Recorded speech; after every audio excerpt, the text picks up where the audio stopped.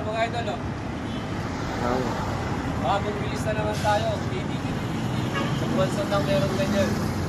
O, diba? Sorry. Bago, diba?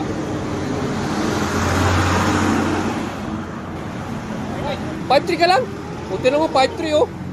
Seat height check oh, 5'3. Siyempre, naka-stitch wall po kami ah. Oo, tama ka. 5'3 po si Idol ah, 5'3.